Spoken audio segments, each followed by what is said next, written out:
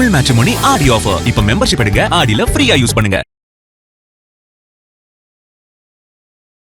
கன்னிராசி நேயர்கள் இந்தந்த விஷயங்கள ரொம்ப கவனமா இருந்தே ஆகணும் அப்படின்னா என்ன சொல்லலாம்?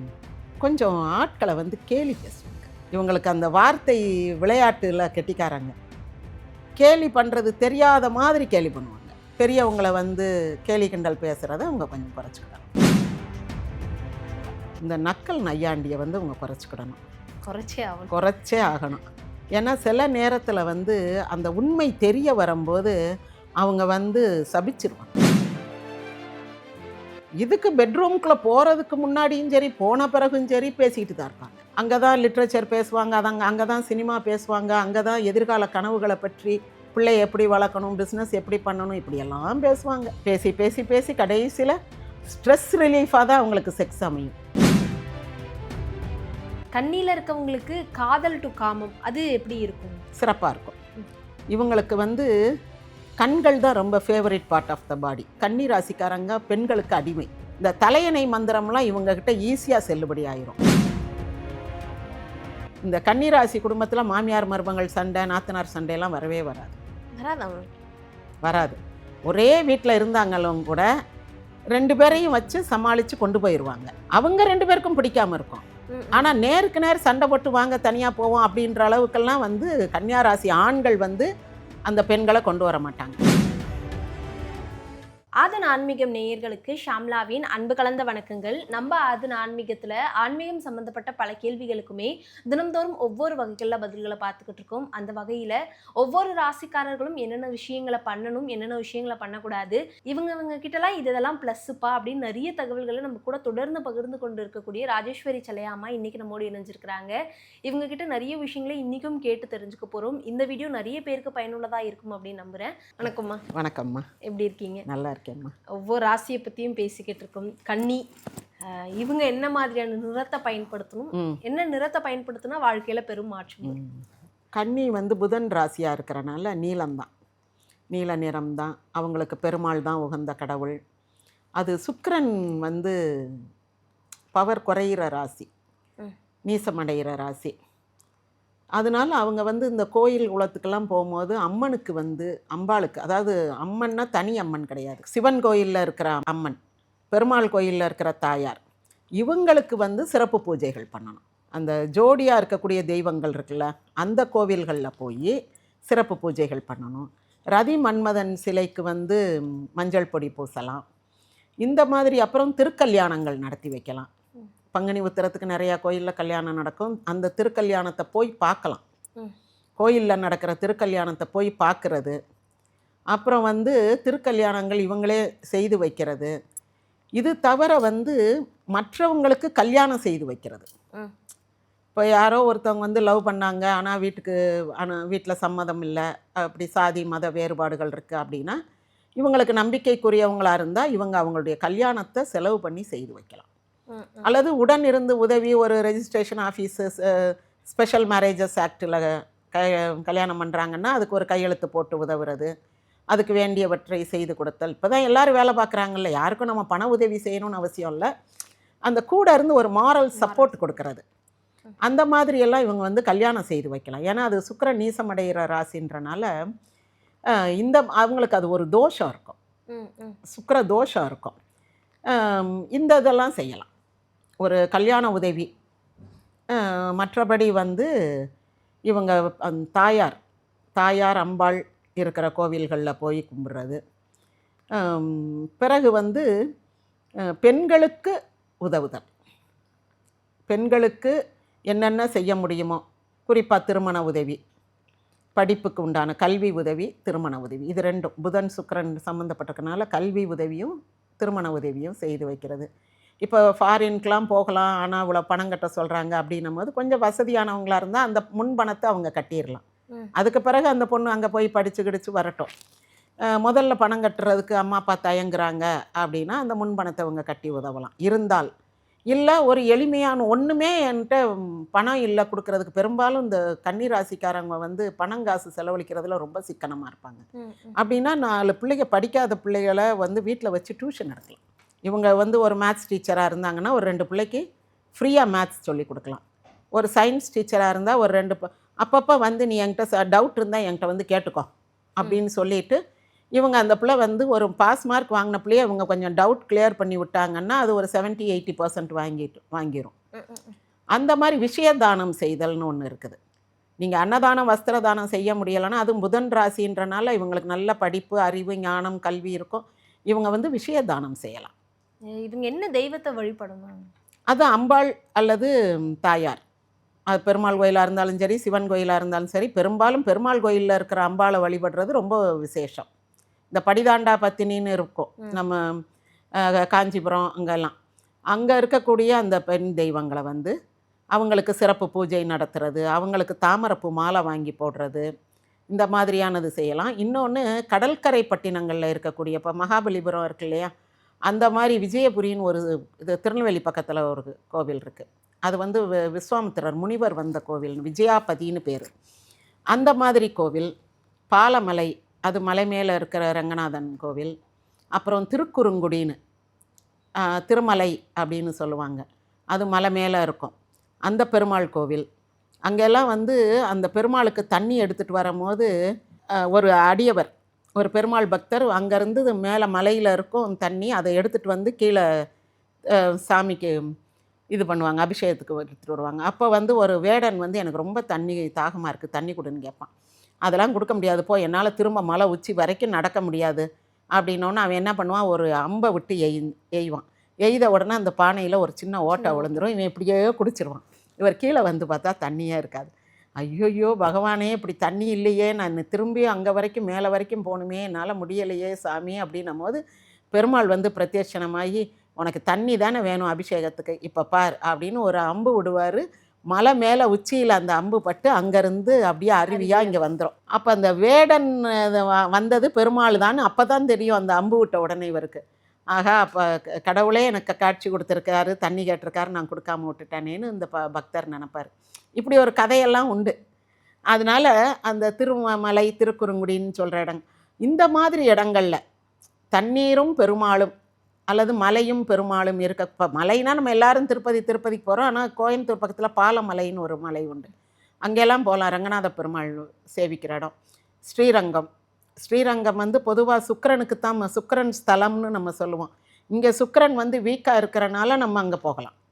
இந்த ராசிக்காரவங்க, கன்னியா ராசிக்காரங்களுக்கு சுக்கிரன் வீக்காக இருக்கிறனால அவங்க வந்து ரங்கநாதரை போய் வெள்ளிக்கிழமை வெள்ளி ஓரையில் சேவிச்சுட்டு வரலாம்.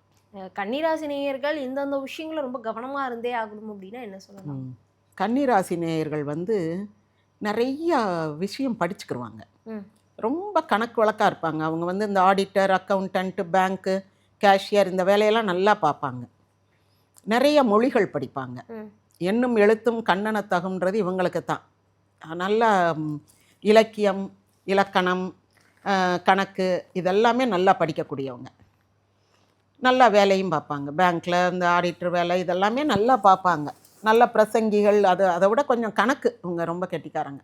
ஆனால் கொஞ்சம் ஆட்களை வந்து கேலி பேசுவாங்க. இப்போ சிம்ம ராசி வந்து விலைக்கு வச்சிரும், கேலியெல்லாம் பேசாது, அது டைமெல்லாம் வேஸ்ட் பண்ணாது ஒரு ஆளை பற்றி பேசி. இவங்க வந்து உட்காந்து ரொம்ப கேலி கிண்டல் பண்ணுவாங்க. இவங்களுக்கு அந்த வார்த்தை விளையாட்டில் கெட்டிக்காரங்க. கேலி பண்ணுறது தெரியாத மாதிரி கேலி பண்ணுவாங்க. அவங்கெல்லாம் பெரிய அறிவாளிங்கப்பா, நமக்கெல்லாம் என்ன தெரியும், நீங்கள் சொல்லுங்கள் மேடம் நான் கேட்டுக்கிறேன் அப்படின்வாங்க. உண்மைக்குமே அந்த அம்மா ஒரு முட்டாள்னு இவங்க மனசுக்குள்ளே நினச்சிருப்பாங்க. ஆனால் அப்படி ஒரு நையாண்டி பண்ணுவாங்க. அவங்க நம்ப வச்சுருவாங்க இவங்க பேசி. அப்போ அந்த பையன் பாரு என்னை நல்லா மரியாதையாக பேசுமா அப்படின்னு அந்த மேடம் நினச்சிக்கிடுவாங்க. ஆனால் இவங்க வந்து உண்மைக்குமே கேலி பண்ணுறாங்கன்றது அங்கே இருக்கிற கலீக்ஸ்க்கெல்லாம் தெரியும். இப்படி இந்த கேலி கிண்டல் பேசுகிறது, பெரியவங்களை வந்து கேலி கிண்டல் பேசுகிறத அவங்க கொஞ்சம் குறைச்சிக்கிட்டாங்கன்னா நல்லது. ஏன்னா இவங்களுக்கு வந்து வார்த்தை ஜாலம், இந்த புதன் இருக்கிறனால வார்த்தைகளில் வந்து அப்படி கொட்டி விளையாடுவாங்க. வார்த்தை விளையாட்டுகள்ன்றது, வார்த்தை சித்தர்னா இவங்க தான். அழகழகாக பேசுவாங்க. இவங்க காதல் பண்ணும்போது கூட பேசிக்கிட்டே தான் இருந்திருப்பாங்க, விடிய விடிய பேசிக்கிட்டே தான் இருப்பாங்க. அவங்க எப்போ படுப்பாங்க எப்போ தூங்குவாங்கன்னு கூட தெரியாது. அப்படி பேசியே அசத்திடுவாங்க. பெண்களாக இருந்தாலும் சரி, ஆண்களாக இருந்தாலும் சரி, பேசியே அசத்திடுவாங்க, பேசியே உள்ளுக்குள்ளே இருக்க விஷயம் அவ்வளோத்தையும் வாங்கிடுவாங்க. ம். நான் ஒன்றா கேள்வி மாதிரி பேட்டி மாதிரி கேட்க மாட்டாங்க. சொல்லு உங்கள் அப்பாவை பற்றி சொல்லு, உங்கள் அம்மா பற்றி சொல்லுன்னு சொல்ல மாட்டாங்க. இவங்க இப்படியே கன்னத்தில் கை வச்சு அது முகத்தை பார்த்துக்கிட்டே இருக்க அந்த பிள்ளை எல்லா விஷயத்தையும் சொல்லிவிடும். ஒரு ஆள் ஊங்கொட்டுறதுக்கு கிடச்சிச்சின்னா அவ்வளோதானே, மடை திறந்த வெள்ளம் போல் சொல்லிடும். அவங்க வீட்டுக்கு அதை ஃபுல்லாக சொல்லிடும். இவங்க அந்த அந்த வீட்டுக்காரங்களுக்கே அவங்கள பற்றிய கதைகள் தெரியாது, ஆனால் இந்த மருமகனுக்கு தெரியும். அவ்வளோ விஷயங்களை கறந்துருவோம். அப்படி ஒன்று. இன்னொன்று, இவங்க இந்த இதுக்கு பெட்ரூம்குள்ளே போகிறதுக்கு முன்னாடியும் சரி போன பிறகும் சரி பேசிக்கிட்டு தான் இருப்பாங்க. அங்கே தான் லிட்ரேச்சர் பேசுவாங்க, அங்கே தான் சினிமா பேசுவாங்க, அங்கே தான் எதிர்கால கனவுகளை பற்றி, பிள்ளை எப்படி வளர்க்கணும், பிஸ்னஸ் எப்படி பண்ணணும், இப்படியெல்லாம் பேசுவாங்க. பேசி பேசி பேசி கடைசியில் ஸ்ட்ரெஸ் ரிலீஃபாக தான் அவங்களுக்கு செக்ஸ் அமையும். போதும்பா இனி பேசுகிறதுக்கே எதுவும் இல்லைன்ற நிலைமைக்கு தான் அங்கே போவாங்க. அந்த மாதிரி இவங்க பேச்சிலேயே அசத்தக்கூடியவர்கள். பேச்சிலேயே ஒரு பெண்ணை கவர்ந்துருவாங்க, பேச்சிலேயே ஒரு ஆணை அசத்திடுவாங்க. அந்த மாதிரி இவங்க ரொம்ப பேச்சு படித்த ஆட்கள். கண்ணியில் இருக்கவங்களுக்கு காதல் டு காமம் அது எப்படி இருக்கும்? சிறப்பாக இருக்கும். இவங்களுக்கு கண்கள் தான் ரொம்ப ஃபேவரட் பார்ட் ஆஃப் த பாடி. கண்ணை பார்த்து தான் பேசுவாங்க, கண்ணை ரொம்ப ரசிப்பாங்க. அந்த இவங்க கன்னி ராசிக்காரங்க பெண்களுக்கு அடிமை. சின்ன பையனாக இருந்தால் அம்மா பேச்சை கேட்கும், கொஞ்சம் பெருசாக பிறகு அக்கா தங்கச்சி அல்லது ஃப்ரெண்ட்ஸு. இப்போ இந்த ஆட்டோகிராஃப் படத்தில் சேரன் ஒரு ஃப்ரெண்டு கூட்டிகிட்டு போகும்ல, ஸ்னேகா கூட்டிகிட்டே போகும்ல எல்லா வீடுகளுக்கும். ஆனால் அதில் ஸ்னேகா தான் பவர்ஃபுல் பர்சன், அந்த மல்லிகாவோ அந்த மீராவோ கிடையாது. அந்த மாதிரி ஒரு ஃப்ரெண்டு கண்ட்ரோலுக்குள்ளே வந்துடுவாங்க. ஒரு பெண் தோழி அல்லது மனைவி, ஏதோ ஒன்று அவங்களுக்கு ஒரு ஒரு பெண் தெய்வம்தான் பெருந்தெய்வம் அப்படின்ட்டு பொண்டாட்டி பேச்சு தான் பெரிய பேச்சுன்ற மாதிரி இருக்கும். ஒன்று அம்மா பேச்சு கேட்பாங்க, அல்லது மனைவி பேச்சு கேட்பாங்க, அல்லது ஏதோ ஒரு பெண்ணினுடைய பேச்சு கேட்பாங்க. இந்த தலையணை மந்திரம்லாம் இவங்கக்கிட்ட ஈஸியாக செல்லுபடி ஆயிரும். அப்படி சொன்னால் உடனே சரிப்பா சரிப்பா சரிப்பா அப்படியே செஞ்சிரும் அப்படின்வாங்க. அந்த அளவுக்கு இவங்க பெண்களால் ஆளப்பட்டவர்கள் அப்படின்னு சொல்லலாம். பெண்கள் பேச்சை கேட்டு நடப்பாங்க, இவங்க பேச்சையும் பெண்கள் கேட்பாங்க. இவங்க பேசினாலே இல்லை மம்மி அப்படின்ட்டு அவங்க அம்மாவை கட்டிப்பிடிச்சி அப்படி மெதுவாக கொஞ்சிக்கிட்டே ஒரு விஷயம் சொன்னாங்கன்னா உடனே அம்மா சரிப்பா சரிப்பான்ருவாங்க. அந்த மாதிரி இவங்க அந்த பேசுகிற விதத்தில் தொட்டு பேசுவாங்க, கொஞ்சி பேசுவாங்க, முத்தம் கொடுப்பாங்க, அம்மா பாப்பா ஒய்ஃபு இவங்களுக்கெல்லாம். இந்த மாதிரி இவங்க ரொம்ப கனிவாக எடுத்து வைப்பாங்க, கோபமாக பேச மாட்டாங்க.